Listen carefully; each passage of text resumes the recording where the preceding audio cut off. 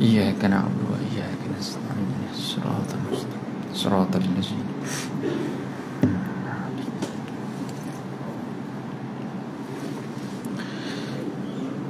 أعوذ بالله من الشيطان الرجيم بسم الله الرحمن الرحيم السلام عليكم ورحمة الله وبركاته الحمد لله رب العالمين وبه نستعين أشهد أن لا إله إلا الله وحده لا شريك له وأشهد أن سيدنا محمدا عبده ورسوله اللهم صل وسلم وبارك على سيدنا محمد وعلى آله وصحبه وبارك وسلم قال رب اشرح لي صدري ويسر لي أمري واحلل عقدة من لساني يفقهوا قولي أما بعد. Yang dihormati Tuan Imam, Tuan Bilal, Suruh Jawatan Kuasa, pemimpin masyarakat setempat, muslimin dan muslimat yang dirahmati dan dikasihi oleh Allah. Alhamdulillah, kita panjatkan syukur kepada Allah Ta'ala yang pertemukan kita pada malam ini untuk kita kembali menyambung perkongsian berkaitan tanda-tanda besar kiamat, yang kita telah pun sampai kepada poin yang keempat daripada chapter yang pertama. Ada 5 bahagian yang akan berlaku sebelum kemunculan Dajjal. Maka kita dah masuk kepada poin yang keempat, selepas mana poin yang ketiga, iaitu keruntuhan kota Madinah Al-Munawwarah. Sebelum keruntuhan kota Madinah Al-Munawwarah, peristiwa yang akan berlaku adalah bagaimana Baitul Maqdis akan kembali dibangunkan. Poin yang keempat yang akan kita kongsikan pada malam ini adalah Imam Mahdi. Imam Mahdi akan lahir dan beliau akan memimpin umat Islam. Pada muka surat, kalau dalam buku yang sama, 548. Cuma saya minta maaf, malam ni mungkin saya akan scroll kejap depan, kejap belakang, tak sempat balik rumah. Jadi minta tolong kat orang rumah, tolong snapkan buku. Senang betul teknologi ni kan. Baik. Poin yang keempat dimulakan dengan menyebutkan hadis daripada riwayat Imam At-Tirmizi di dalam kitab Al-Fitan, dalam bab Ma Jaa fil Mahdi, daripada riwayat an Abdullah ibn Mas'ud radhiyallahu anhu qala qala Rasulullah sallallahu alaihi wasallam la tazhabu dunya hatta yamlikal araba rajulun min ahli baiti yuwati usmuhu ismi. Maksudnya daripada Abdullah ibnu Mas'ud radhiyallahu anhu, beliau berkata, Rasulullah sallallahu alaihi wasallam bersabda, tidak akan hilang dunia, yakni tidak akan berlakunya kiamat, sehinggalah bangsa Arab akan dikuasai oleh seorang lelaki daripada keluargaku, yakni keturunanku, yang namanya sama dengan namaku. Baik. Ini hadis pertama yang menyebutkan tentang ciri-ciri Imam Mahdi yang boleh difahami secara mudah. Senang je nak faham hadis ni. Ada beberapa poin yang disebutkan oleh Nabi dalam hadis ini, bahawa yang pertama, di antara tanda dekat dengan kiamat adalah akan ada kemunculan seorang individu, yang kemunculan ini kalau menurut satu hadis akan berlaku setiap 100 tahun. Setiap 100 tahun akan adanya individu-individu yang dia muncul, dan dia bukanlah muncul secara tiba-tiba, tetapi telah melalui proses-proses yang dikehendaki oleh Allah. Maka akhirnya mereka akan bangkit sebagai orang yang menghidupkan kembali agama. Kata Nabi sallallahu alaihi wasallam, innallaha yub'atsu ala kulli ra'sin mi'ati sanah may yujaddidu laha dinaha, atau kama qala Nabi. Sesungguhnya Allah Ta'ala akan utuskan, Allah Ta'ala akan bangkitkan setiap 100 tahun itu seorang mujaddid. Kalau dalam perbahasan Dr. Yusuf Qaradawi, bila Nabi sebut may yujaddidu laha dinaha, boleh jadi dia individu, boleh jadi dia kumpulan, boleh jadi dia organisasi, dan boleh jadi apa-apa sahaja. Cuma secara pastinya tetap mana-mana kebangkitan pun dia akan mula dengan individu. Dia mesti akan datang daripada cetusan seseorang. Maka sebab itu petandanya disebutkan apakah ciri-ciri ada lelaki yang akan muncul untuk membangunkan agama itu.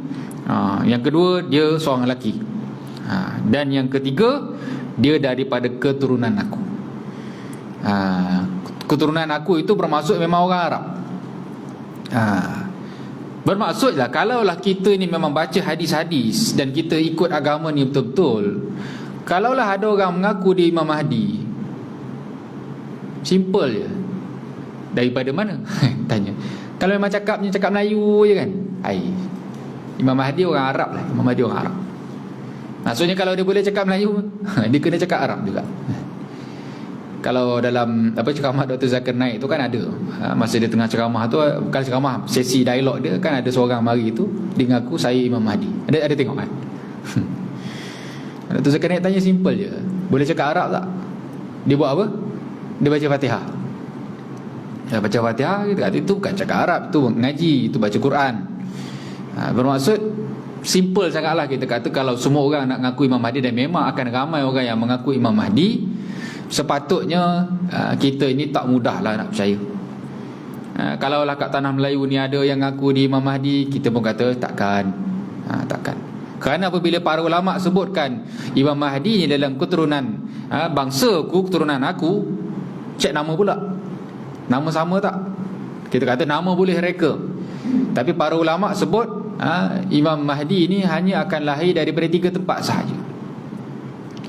Yang pertama daripada Maghribi, Morocco. Yang kedua lahir daripada Makkah ataupun Madinah. Yang ketiga saya tak ingat. Ada 3 pandangan sahaja. Maka yang kuatnya mengatakan Imam Mahdi akan lahir daripada sama ada Mekah ataupun Madinah. Yang pastinya lahir di Mekah, kemudian dia akan berhijrah ke Madinah dan patah balik ke Mekah. Maka sebiji macam Nabi SAW. Disebutkan oleh pengarang,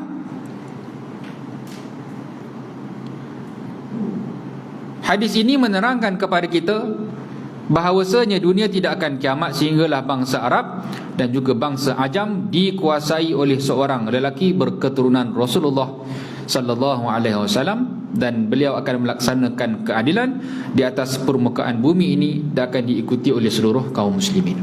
Suatu waktu yang sangat-sangat dinanti-nantikan oleh kita semua kan. Cerita ni adalah cerita yang kita kata red carpet, cerita yang menjadi angan-angan kita semua, cerita yang indah, cerita yang menarik. Tetapi keringatlah nak sampai kepada waktu itu hanya Allah Ta'ala sahaja yang tahu, dan bagaimana kondisi kita pada waktu itu pun kita tak dipastikan. Maka sebab itu kita hanya meletakkan dia sebagai suatu keyakinan, tapi bukanlah suatu pengharapan untuk kita pula yang hidup pada zaman itu, kerana kita tak tahu bagaimanakah kondisi kita. Maka disampaikan pula beberapa tanda-tanda Imam Mahdi akan dibai'ah. Apa maksud dibai'ah?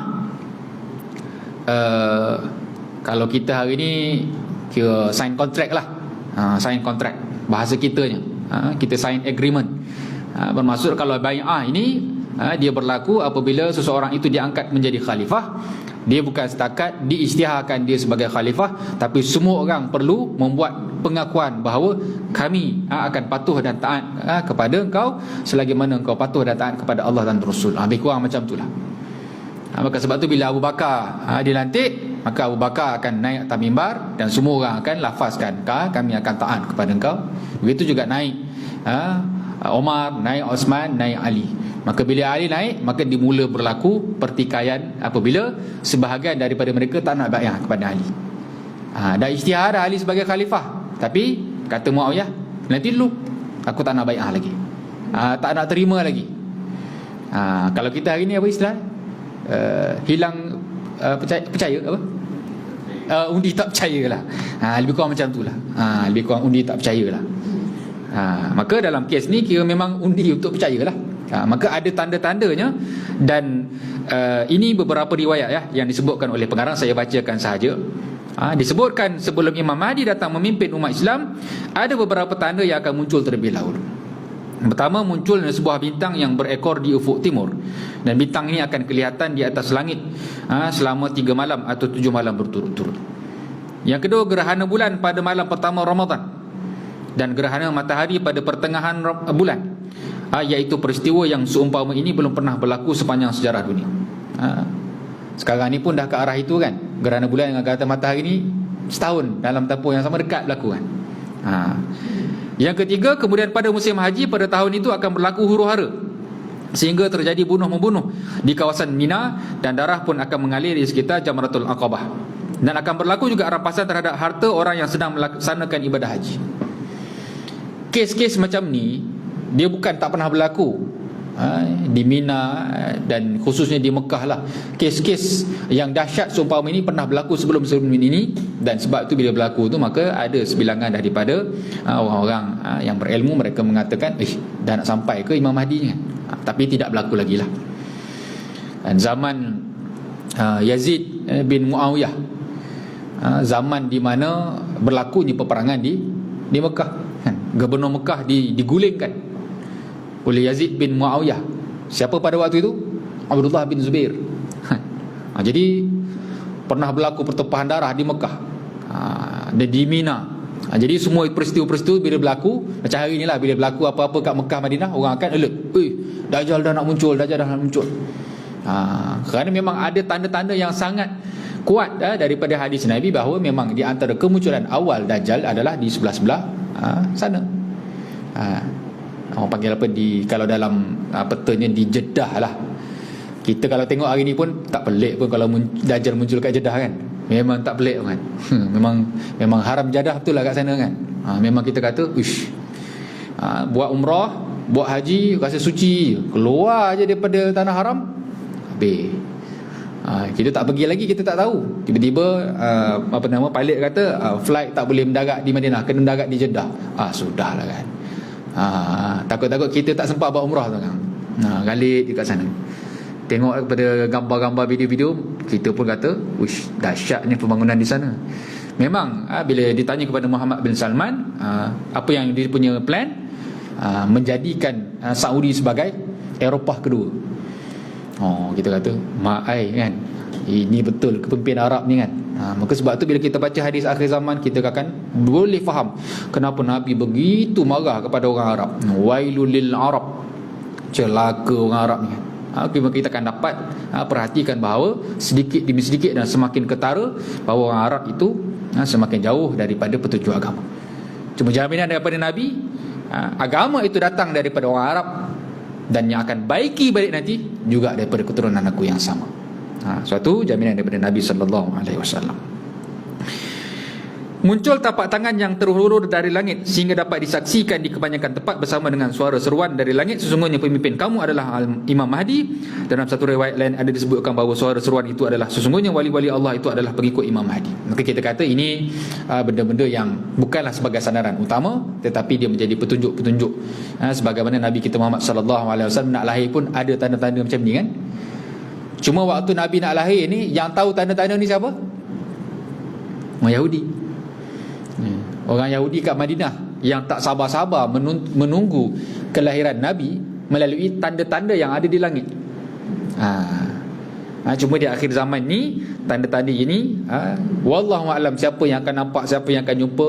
Kerana maklumat-maklumat ni kita kata yang tahu hanya orang berilmu saja. Berilmu tu daripada kalangan orang Islam, memang mereka akan menanti-nantikan kehadiran Imam Mahdi. Tapi masa Nabi kita lahir, tak ada orang Islam lagi waktu tu. Tak ada orang ternanti-nanti pun kehadiran Nabi kecuali orang Yahudi ataupun ahli kitab. Sebab tu apa yang Allah Ta'ala bagi tahu dalam Quran tentang kondisi orang Yahudi tentang Nabi akhir zaman, ya'rifunahum kama ya'rifunahu kama ya'rifuna abna'ahum. Orang Yahudi ni kenal Nabi ni lebih detail berbanding daripada mereka kenal anak-anak mereka sendiri. Betapa maklumat dia orang tu kuatlah. Jadi kita hari ni bila baca ayat ni, kita kena rasa malu. Orang Yahudi sebelum Nabi lahir, mereka orang yang paling kenal Nabi. Kita tak kenal Nabi kan? Walaupun kita ni orang Islam.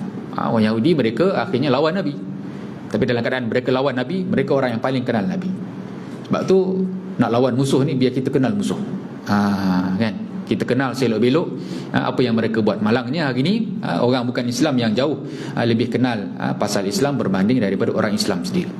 Pengetahuan agama Islam kita ni kenapa mudah diselewengkan dan orang boleh terima? Kerana mereka mengetahui dan memahami selok-belok agama kita dengan sangat detail. Dan usaha untuk mereka memahami agama kita dahsyat. Sebab tu dalam topik kalau kita mahu memahami selok-belok tentang kemunculan liberalisme ataupun ajaran liberalisme hari ini, ataupun apa jugalah ism-ism sekularisme ke yang berlaku di seluruh dunia dan diterima sebagai anutan oleh sebahagian besar daripada penduduk dunia dalam keadaan mereka tak sedar. Antara perkara penting yang perlu kita terokai adalah golongan orientalis. Siapa itu orientalis? Macam mana mereka boleh digelar sebagai orientalis dan apa kerja buat mereka? Di antara kerja buat golongan orientalis ni adalah mereka belajar Islam dengan sangat mendalam. Boleh jadi pengetahuan mereka tentang Islam jauh lebih hebat daripada kita, menyebabkan kita yang tak tahu selok-belok Islam dengan baik ni, kita memang akan termakan dengan pengisian-pengisian mereka yang akhirnya kita ikut mereka. Sebab itu guru saya Pak Adian dia menyebutkan golongan orientalis ni memang mereka berbahaya, tetapi yang jauh lebih berbahaya adalah apabila mereka duduk dalam sistem kita. Orientalis itu berbahaya, tetapi yang lebih bahaya apabila mereka duduk dalam sistem pendidikan kita. Daripada sekolah tadika sampailah kita habis universiti belajar, semua sistem ini dikuasai oleh golongan orientalis secara sedar ataupun tidak sedar. Secara individu ataupun secara sistem itu telah membarah di dalam itu, dan tanpa kita sedar ataupun kita dah tak boleh nak keluar daripada sistem itu kecuali kita terpaksa ikut sahaja.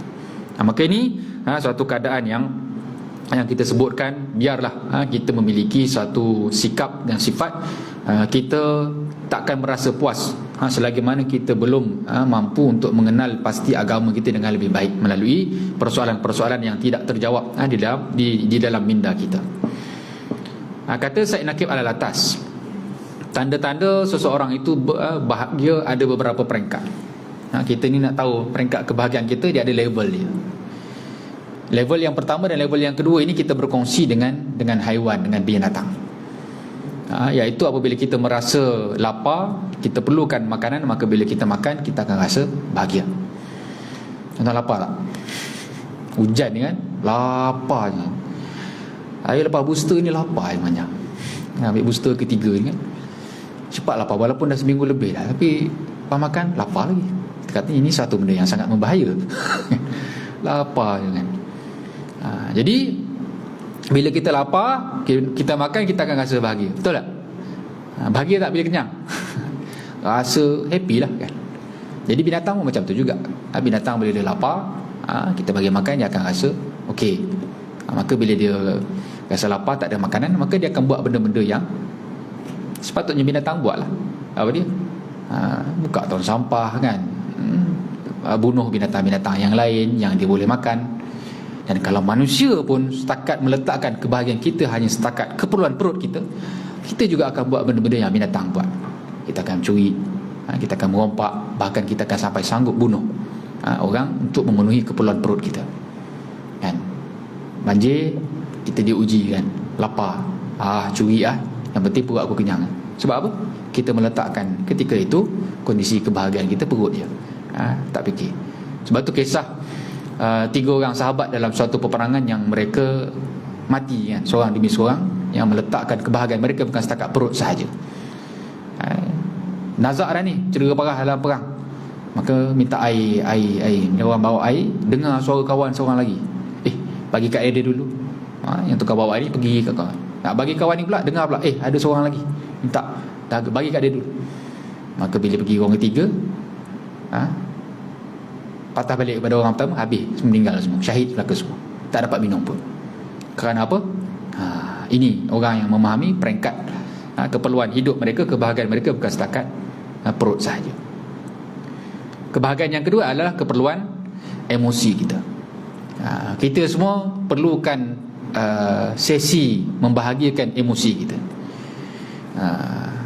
Orang lelaki ada cara nak membahagiakan emosi kita. Macam mana? Kalau orang muda main bola kan. Kalau kita yang dah berumur ni ngetek tengok bola, apa lagi lah. Orang perempuan, apa kebahagiaan orang perempuan? Tengok pinggan mangkuk kan. Wallahualam, masing-masing ada kebahagiaan masing-masing, tapi yang penting emosi kita. Baru ni sempat kita dah 10 tahun kahwin kan. Kebetulan ada keluarga mak mentua kat rumah, minta izin je, boleh tak jaga anak-anak kejap, nak berdua-duaan dengan orang rumah. Oh, dia punya seronok tu lah kan. Kita kata okey, yang penting kita membahagiakan emosi kita. Ada masa kena bawa kan, Haji jom right, gimana? Pergi makan je pun, bukan gimana pun, tapi rasa bahagia.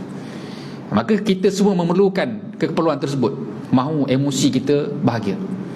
Tak ada orang suka kena marah. Ada budak kecil pun kena marah pun tak suka. Kita dah tua, dah berumur lagi lah, kita tak suka orang marah kita. Tapi kita sangat suka orang puji kita, siapa pun. Maka ini keperluan emosi kita. Jadi binatang pun sama juga. Dia lapar, bukan setakat lapar, dia perlukan belayan-belayan kita. Kita belai binatang peliharaan kita. Dia pun ada family dia. Jadi mereka juga memerlukan kepada keperluan-keperluan emosi. Tapi ada satu lagi keperluan yang akan memberikan kebahagiaan kepada kita, dan binatang tak ada keperluan ni, iaitu keperluan intelektual, keperluan otak dan minda akal kita ini. Binatang tak ada. Binatang kalau ada keperluan otak, itu bukan keperluan sebagaimana manusia yang dinamakan sebagai intelektual, tetapi dia tetap dinamakan sebagai keperluan tabi'i dia, keperluan fitrah dia. Dia dapat tu bukan suatu benda-benda yang berkembang, tak. Sebab tu binatang kalau kita ajar tu dia reti tu je, dia bukan boleh develop sendiri kan. Jadi itu binatang. Tapi manusia bila diberikan keperluan intelek dia, maka dia akan dapat satu lagi level kebahagiaan yang membezakan kita dengan binatang tadi. Dan boleh jadi untuk mendapatkan keperluan intelek ini, kita akan sanggup berlapar, kita akan sanggup tak tidur. Keperluan perut dan keperluan emosi kita abaikan. Kerana apa? Kita ada satu lagi keperluan intelek yang kita nak. Manusia ni bila ada benda yang dalam kepala dia tak terjawab, dia akan tak puas hati kan. Jadi bila tak puas hati tu, selagi mana tak dapat jawapan, dia nak akan jawapan. Sebab tu Allah Ta'ala sebut dalam Quran apa dia? Wa kanal insanu aktsara syai'in jadala. Korang ni lah, bahasa kita lah, korang ni lah perangai nak balah je kerjanya, suka sangat engkar kepada aku. Ayat itu dia menjadi penanda aras kepada kita bahawa manusia perlukan kepada jawapan, manusia perlukan kepada makanan minda. Kalau tak dapat jawapan, kita tak akan puas. Dan itulah sifat orang beriman. Orang beriman dia tidak akan boleh ikut je. Kerana agama ini diajarkan oleh para nabi daripada awal memerlukan kepada suatu kekuatan untuk berfikir secara kritikal, kritis, dan bila dapat jawapan, dan jawapan itu ada pada agama.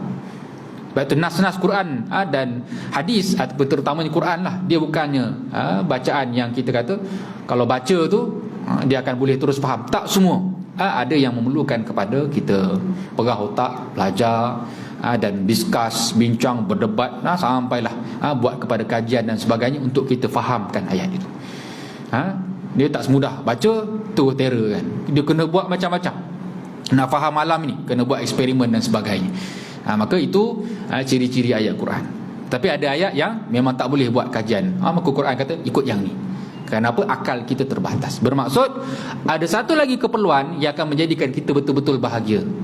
Tidak cukup dengan paras yang ketiga, keperluan intelektual sahaja.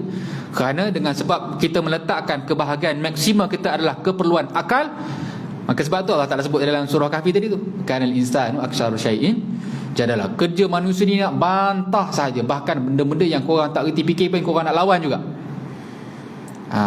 Maka kesan daripada meletakkan keperluan akal ni paling tinggi, tu yang keluar statement tu kan, selamat hari agama sedunia kan. Sebab ni keluar ni orang Islam, tetapi orang Islam yang meletakkan keperluan akal dia melebihi daripada nas Quran dan hadis. Kerana dia tidak memfungsikan akal dia dengan cara yang betul. Dia cerdik itu bagus dah, cuma apabila meletakkan kecerdikan akal itu paling tinggi, akhirnya dia akan meletakkan agama ini setakat mesti benda yang logik, ikut akal, jangan tak lebih daripada itu. Kalau lebih daripada itu, ini benda yang tak boleh diterima akal. Sedangkan tak begitu. Kerana ada satu lagi bekalan yang penting buat kita, iaitu keperluan iman. Keperluan iman inilah yang dipraktikkan oleh sahabat tadi tu. Dahaga dah nak mati dah ni, nazak ni, berjuang tu untuk agama. Kalau ikutkan, bagi aku dulu. Tapi akhirnya semua tu mati syahid. Kerana apa? Memahami bahawa keperluan kita bukan setakat emosi, bukan setakat perut, tetapi keperluan iman itu yang paling tinggi. Maka orang beriman, kata Dr. Sokordawi, adalah orang yang paling layak merasakan nikmat bahagia. Kerana apa? Kita telah melalui tiga fasa tadi tu, dan sampai satu peringkat kita akan meletakkan wa huwa ala kulli syai'in qadir, wa fawqa kulli zi ilmin alim. Walau macam mana kita terror sekalipun, akan ada satu lagi kuasa yang jauh lebih terror daripada kita, iaitulah Allah Ta'ala. Maka kita akan stop. Benda ni tak boleh, setakat ni saja, lebih tu serah kepada Tuhan. Tapi hari ni sains tak? Sains dia mencabar Tuhan. Teknologi hari ini mencabar Tuhan. Kerana apa? Bagi mereka, Tuhan dan teknologi tak boleh duduk sekali. Nak bincang teknologi, letak Tuhan tepi, baru boleh bincang, dan sampai tahap mahu melakukan perkara-perkara yang lebih hebat daripada Tuhan, termasuklah nak lawan Tuhan. Maka semua ni akan dapati dibincang di dalam dunia teknologi hari ini. Sebab itu akhirnya sains dan teknologi menjadi Tuhan yang baru. Mereka cuba menafikan Tuhan, dalam masa yang sama mereka bertuhankan teknologi. Maka ini yang berlaku. Baik, 549. Jangan cari muka surat.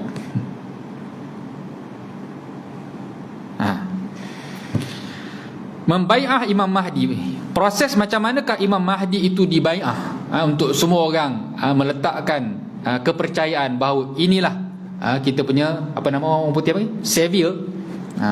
Our savior. Inilah penyelamat kita. Apabila tiba bulan Muharram, setelah peristiwa berdarah di Mina, maka pada saat itu Imam Mahdi akan dibai'ah. Pada mulanya telah datang ke Mekah 7 orang ulama yang datang daripada penjuru dunia yang berbeza-beza tanpa ada sedikit pun perjanjian. Mereka datang ke Mekah dengan tujuan yang sama, iaitu mencari Imam Mahdi untuk membai'ahnya, dan mereka masing-masing sebenarnya telah dibai'ah oleh 313 orang yang setia dengannya. Jadi kehadirannya di Mekah adalah mewakili daripada sebilangan tersebut. Jadi ini kita kata cerita ni betul ke ni kan? Jadi benda-benda ni dia tidaklah kita kata tolak terus. Kita ambil kerana cerita-cerita ni dia ada sandaran-sandarannya. Cuma kuat atau tidak, yang paling penting cerita macam mana Imam Mahdi, sifat Imam Mahdi, macam mana cara dia nak muncul, semua tu detail. Dan dia termasuk dalam perkara al-ghaibiyat, benda-benda yang wajib diimani dan diyakini. Kalaulah kita tak nak percaya cerita-cerita detail ni pun, tetapi kepercayaan kita yang tuntas apa dia, kok mana pun Imam Mahdi akan muncul, cukup. Tapi kalau kita sampai peringkat iyalah kau kan, Imam Mahdi akan muncul, maka kat situ kena pakat-pakat berbincang lah, bersembang, nak tengok apakah kerangka-kerangka ketidakyakinan itu daripada mana asasnya. Kerana sumber kita clear. Cerita-cerita benda-benda mendatang ni tak ada sumber lain dah. Cerita-cerita benda sebelum dengan benda-benda selepas, sumber kita Quran hadis, dan didukung oleh pandangan-pandangan para ulama. Itu saja. Cerita benda-benda ini dia tidak akan boleh meletakkan rasional akal itu untuk dia berlaku. Tak boleh, kerana benda belum berlaku. Maka dia adalah soal keyakinan. Sebab tu benda ni kita kata baca, faham dan discuss bagaimana cerita-ceritanya, kepercayaan-kepercayaannya adalah melalui keyakinan. Cuma kadang-kadang tak dinafikanlah. Kepincangan yang berlaku dalam memahami peristiwa-peristiwa akhir zaman adalah orang tak sabar-sabar nak kiamat. Baru ni kan viral kan, video gua senjata kan, kat mana tu saya pun tak sempat tengok cerita detail kan. Kita sempat tengok video sikit tu, baca sikit, tapi boleh cari dan tangkap lah orang yang viralkan kiamat nak tiba, Imam Mahdi dia nak muncul, gambar senjata gitu kata. Dia masalahnya gitulah. Sebahagian daripada kita ni dia tak sabar dah. Nak kiamat dah. Persiapan dia gitu je. Persiapan dia kira kena perang. Jadi menyebabkan kita kata macam mana nak betulkan balik kefahaman kita supaya memahami hadis-hadis akhir zaman ini dengan kefahaman yang menyeluruh, yang tuntas. Yang berlakunya bila ambil hadis tu akhir zaman tu kira percaya waktu je. Hak lain tak payah fikir dah.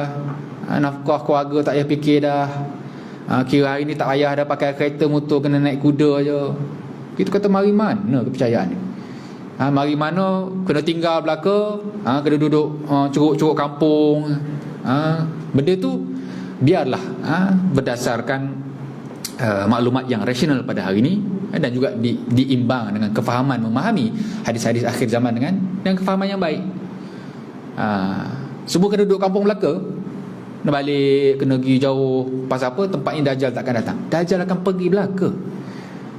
Duduk kampung ke duduk bandar ke, Dajjal akan sampai. Itu jaminan daripada Nabi. Jangan ingat bila kita lari kampung jauh-jauh Dajjal tak mari. Tak. Nabi sebut Dajjal ni diberikan kekuasaan sikit lagi nak sama macam Tuhan. Sama power macam Tuhan dah. Dan Tuhan yang beri izin. Dan pada waktu itu jin dan syaitan ni memang berkhidmat untuk dia, dan boleh menyerupai orang. Sebab tu tak pelik macam mana dia boleh akses sebegitu dahsyat. Cuma persoalan dengan teknologi hari ni, itu ada perbincangan-perbincangan yang semasa lah. Kena open jugalah. Tak ada masalah lah. Boleh. Tetapi jangan diletakkan di sebagai gini, tak ada lain lah macam ni. Itu merupakan suatu permasalahan sebahagian daripada kawan-kawan kita. Dia nak percaya yang tu, dia nak suruh kita ikut tu. Sedangkan perbahasan akhir zaman ni dia mencapah. Kalau nak percaya yang tu boleh, tapi jangan tolak kepercayaan yang lain. Sama juga dalam isu vaksin dengan anti vaksin pada hari ni kan. Dia simple je. Kita nak terima, bukan kita terima gila-gila je, menyebabkan kita akan berlawan dengan geng anti vaksin gila-gila punya. Geng anti vaksin pula bila tolak tu, tolak gila-gila punya. Menyebabkan akan berlawan pula dengan anti vaksin. Kita kata relax je. Yang tak nak vaksin cukup dengan dia sekian-sekian. Yang nak vaksin pula cukup. Tapi jangan sampai akhirnya keluarga vaksin, keluarga tak divaksin, habis jadi bergaduh. Dah, hubungan tetap perlu dijaga. Cuma pendapat dia tak nak terima, dia tak nak divaksin tu, masing-masing kena ada mengawal emosi dengan baik lah. Kerana kita tidak boleh pisahkan diri kita dengan orang ramai, apatah lagi dalam kalangan keluarga.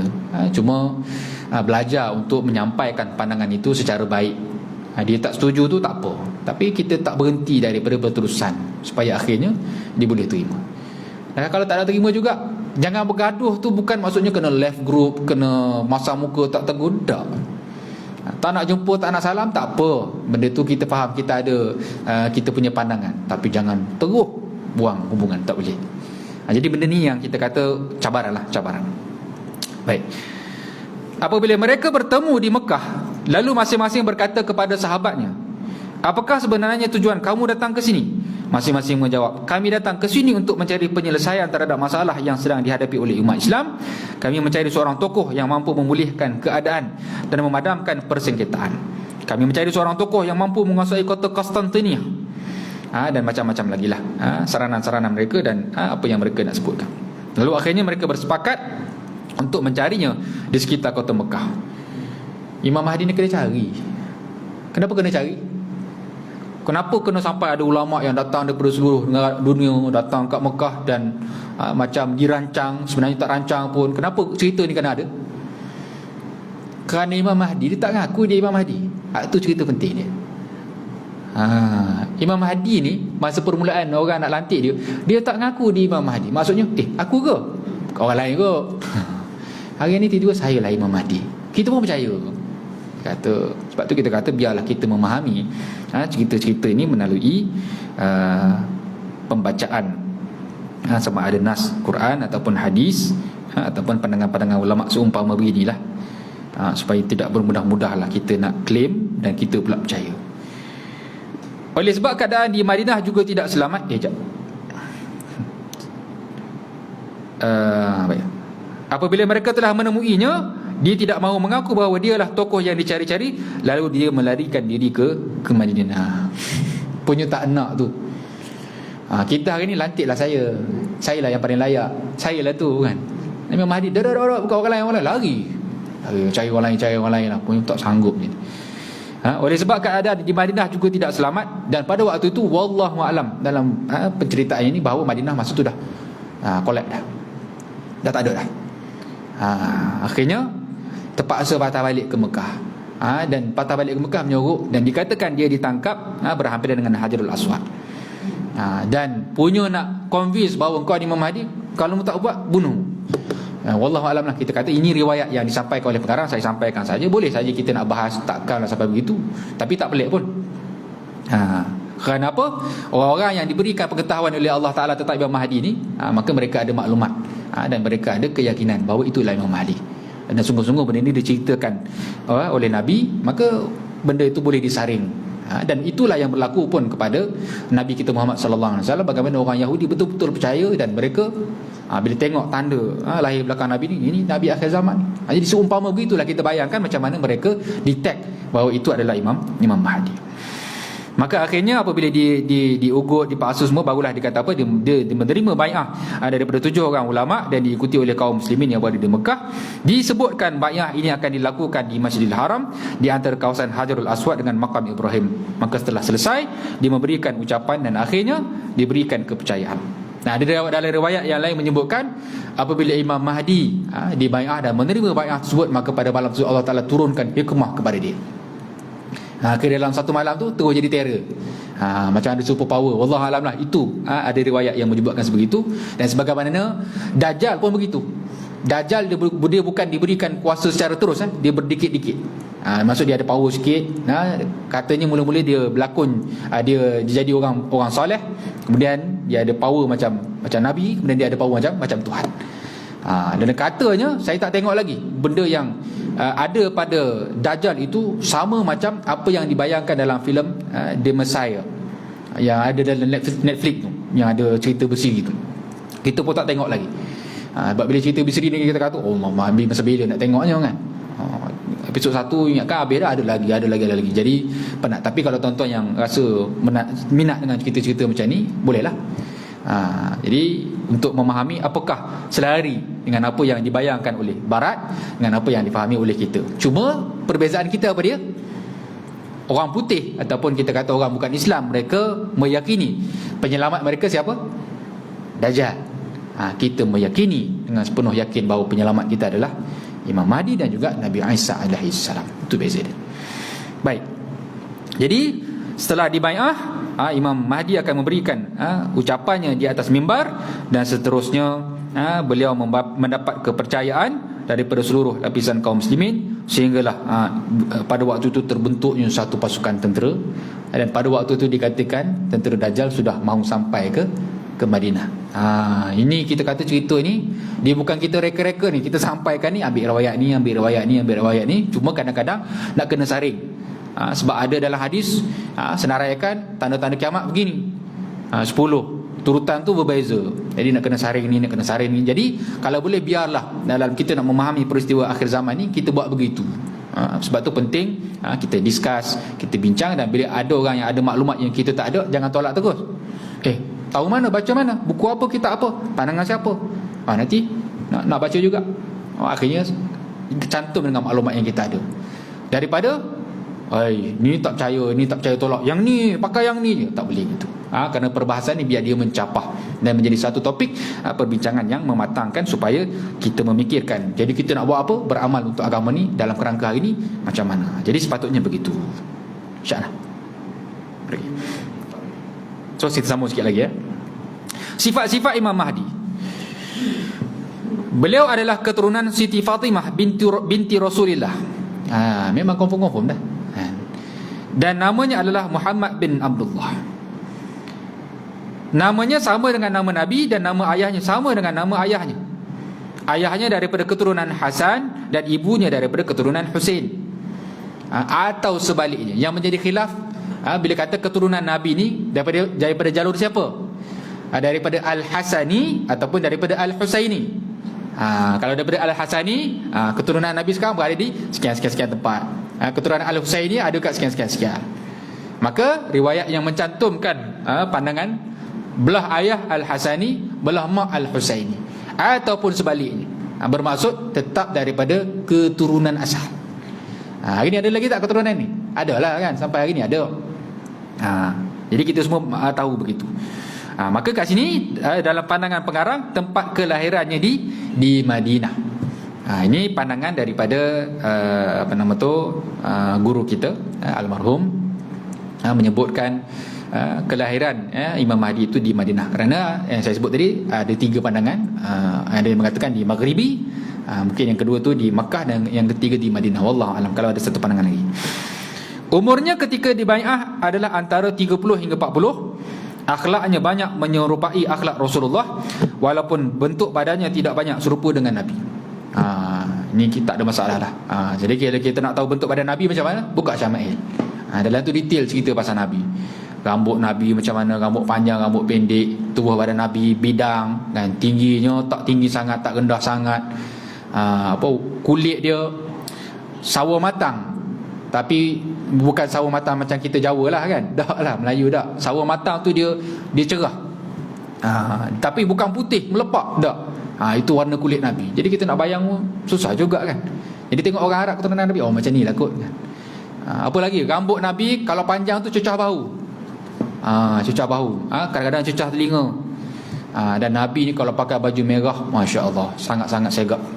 Sahabat Nabi ketika mana cerita pasal hari Nabi ni, Sayyidina Ali cerita, beberapa orang sahabat Nabi cerita, bila tengok Nabi pakai baju merah ni, comel Nabi lah, gitulah bahasanya kan. Jadi maksudnya memang Nabi SAW itu orangnya segap.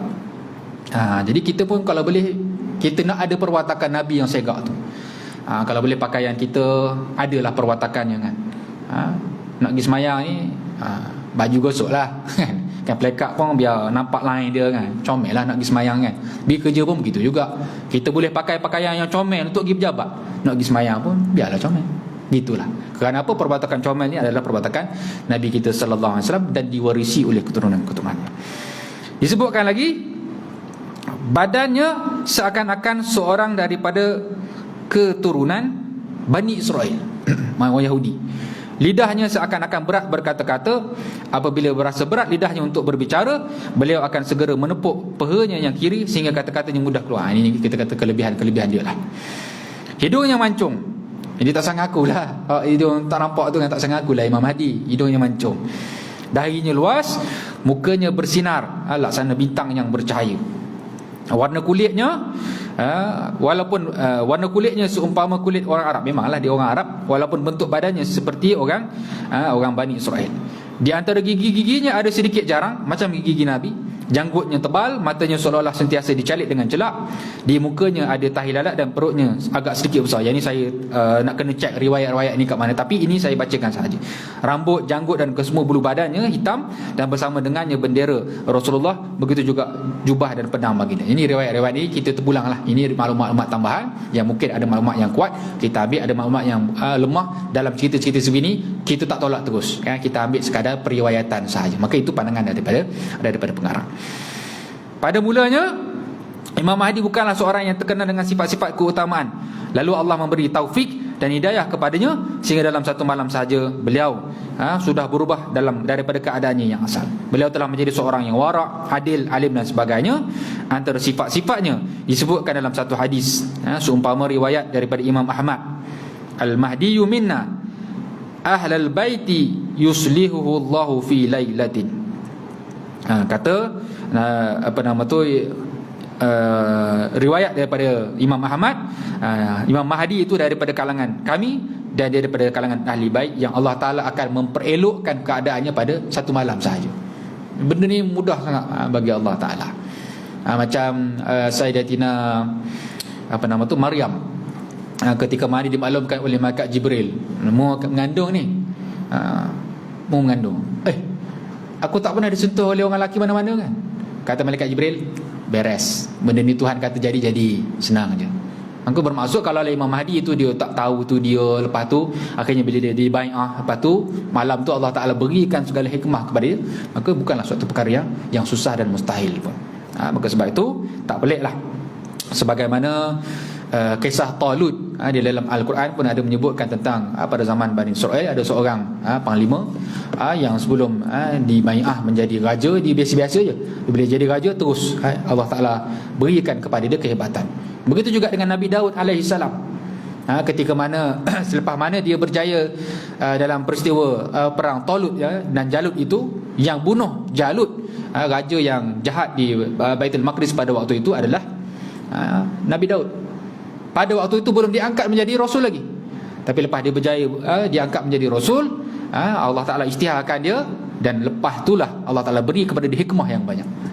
Jadi benda ni kita kata, kira macam komputer masuk masuk USB download ke? Wallahu a'lam lah. Kita kata itu kuasa Allah Subhanahu Wa Ta'ala, bukan benda-benda yang mustahil pun untuk berlaku. Azanah insya-Allah. Jadi setakat itulah yang boleh saya sampaikan pada malam ini sampai muka surat 552 insya-Allah. Wallahu a'lam. Assalamualaikum warahmatullahi wabarakatuh.